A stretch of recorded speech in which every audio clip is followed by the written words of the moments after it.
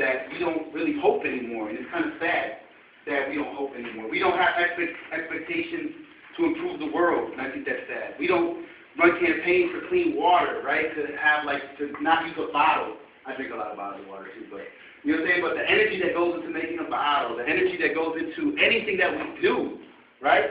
And so a lot of times we have to say to it. Nothing you can do is going to happen. I mean, I like to wear Nikes. You know what I'm saying? I wear shoes, and people tell me, I was like, why are you wearing Nikes for? I don't even make my own shoes. What you want me to do? And there's really not any better other selection, which is like, want some Shaq. You know what I'm saying? Like some Shaq shoes from Walmart. It's good. So it's about planting seeds, all right? And I'll tell you a little story, and then I'll read the piece right into it. So there's a story told from the Zapatistas, which was passed from our ancestors. It may not be retold in exactly the same way, but it's the spirit of it that will be able to pass through. So in a village, there was a man who planted seeds in the mountains, and every day he'd be busy at work. Many in the community would ridicule him and ask him, how can you plant these seeds all day? Seeds that you'll never see grow. But it didn't matter to the old man.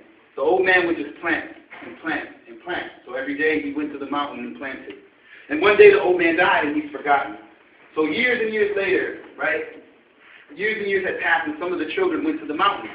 They went up to play. And to their amazement, there was a beautiful forest.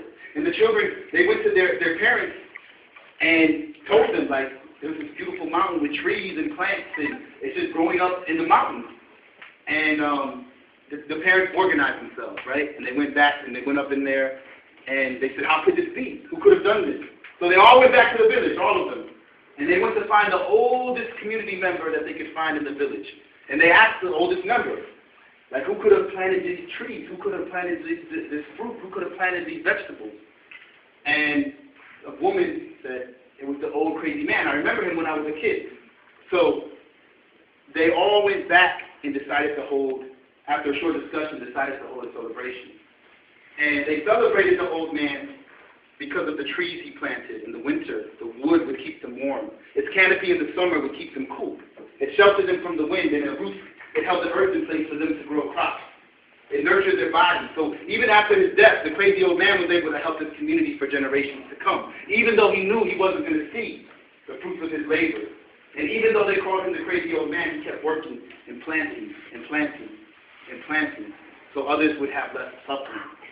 So it's important for us to plant seeds of resistance.